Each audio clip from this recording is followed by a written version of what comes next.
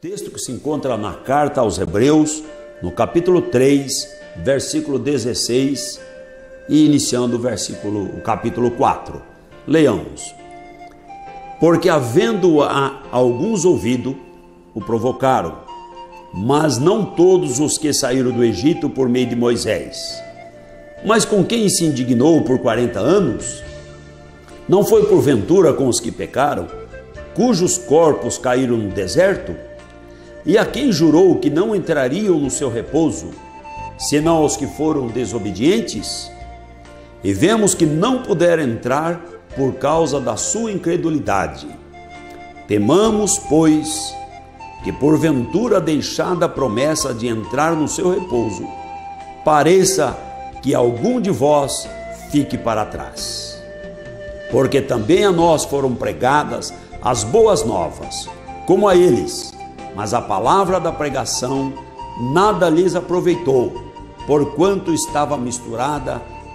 não estava misturada com a fé naqueles que a ouviram. Amém. Prezado amigo e querido irmão, a palavra do Senhor que acabamos de ler nos traz o exemplo narrando o fato que aconteceu com o povo de Israel. O povo de Israel que ouviu a voz de Deus, que creu em Deus, a quem Deus enviou Moisés para libertar da escravidão do Egito, atravessou o Mar Vermelho a pés enxutos e caminhou pelo deserto para chegar à terra prometida. E o escritor aos Hebreus nos diz que alguns daqueles que saíram, que foram tirados do Egito, da escravidão, do pecado, não puderam entrar na terra prometida. Imagine, irmão, a situação. Eles ouviram a voz de Deus, viram os milagres, viram a mão poderosa de Deus estendida contra Faraó, e agora caminhavam debaixo da nuvem, caminhavam diante da tocha de fogo. Portanto, tinham contato com as coisas espirituais, receberam a palavra de Deus, a lei de Deus, as ordenanças de Deus, e não puderam entrar na terra. E o escritor aos Hebreus diz assim: porque havendo eles ouvido, o provocaram. Ele trata aqui de uma parte do povo que recebe a palavra de Deus, que sai do mundo do pecado, da escravidão maligna, que é chamado para fora, que é chamado para ser igreja de Deus, que é chamado para peregrinar pelo deserto espiritual, pelo deserto desta vida, e alcançar a terra da possessão, a terra da promessa, a nova Jerusalém, que João contemplou, que descia do céu como uma noiva. E diz aqui a palavra que provocaram o Senhor. Será que em nossos dias existe alguém que provoca o Senhor? Qual foi a provocação que eles fizeram ao Senhor? Diz aqui a palavra, mas não todos. Assim também em nossos dias, não todos, graças a Deus. Mas infelizmente, pessoas há que estão nessa condição. E por que eles não conseguiram entrar na terra da promessa? Diz aqui a palavra do Senhor, não foi porventura que Deus se aborreceu com os que pecaram, cujos corpos ficaram pelo caminho? Quantos têm ficado para trás? Quantos têm começado a sua marcha, a sua caminhada espiritual, têm abandonado as coisas e depois vai ficando para trás? Vai ficando porque vai se prendendo ao pecado, à apostasia, vai tendo saudade das coisas do mundo e vai tentando alargar o caminho que vai para o céu.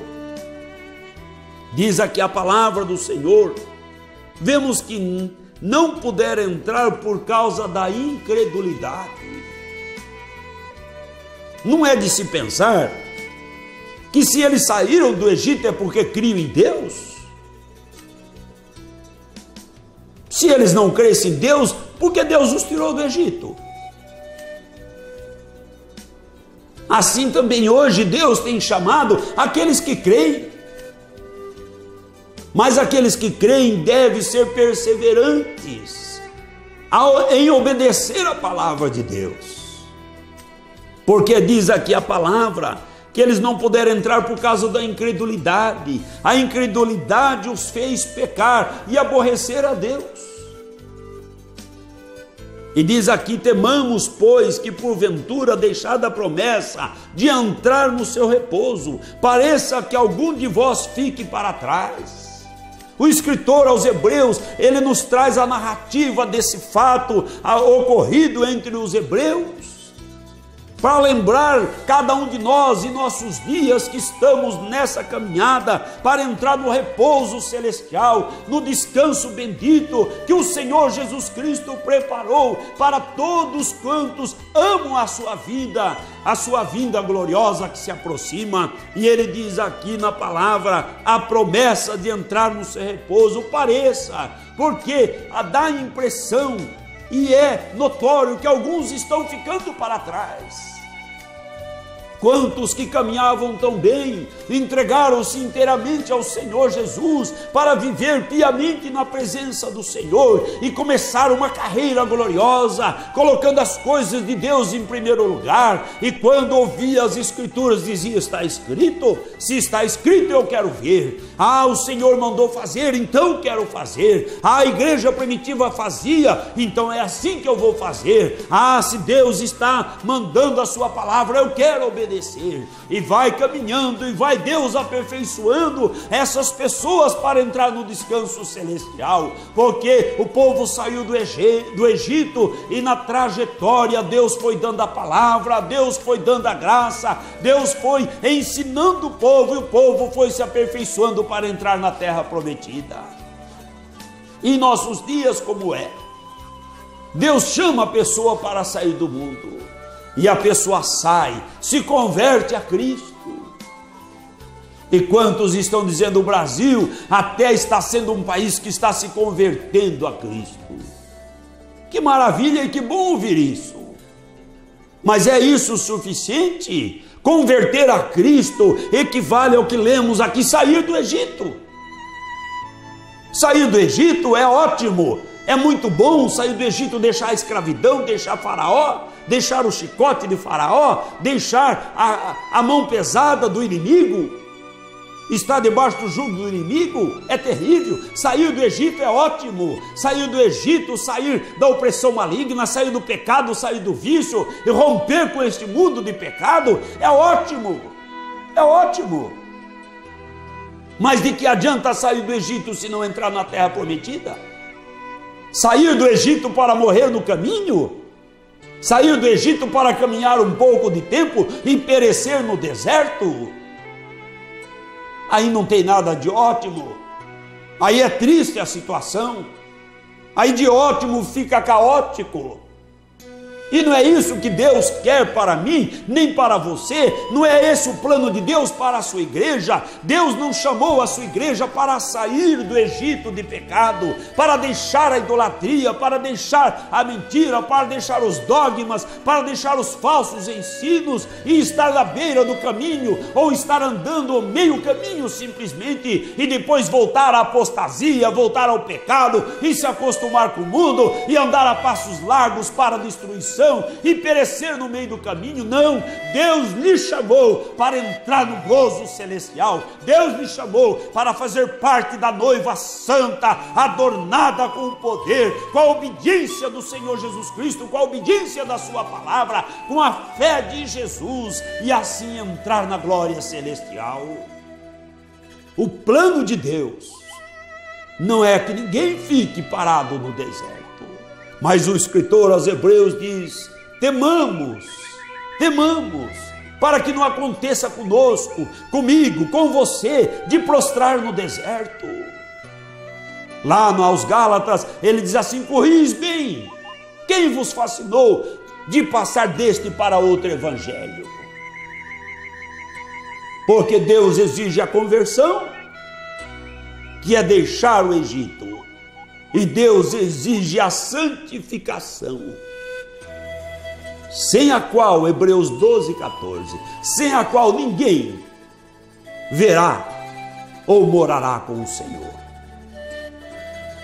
Sair do Egito é bom, é ótimo, mas morar com o Senhor é a finalidade. O objetivo não é só sair do Egito, o objetivo não é só converter, o objetivo meu, seu, da igreja, daqueles que querem ter repouso para a sua alma na eternidade, deve ser santificar a vida para poder morar com o Senhor. Porque sair do Egito e não poder morar em Canaã não tem sentido.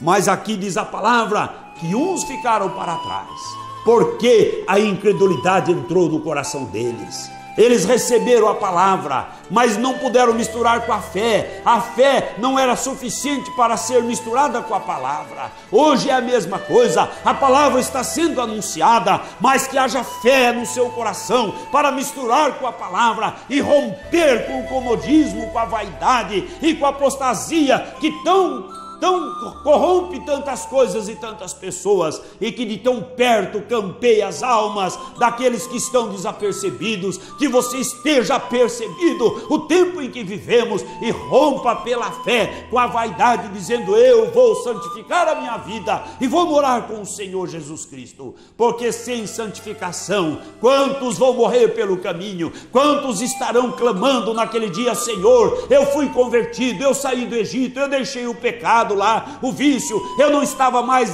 me prostrando diante dos ídolos, eu estava no seu caminho. Mas e a santidade?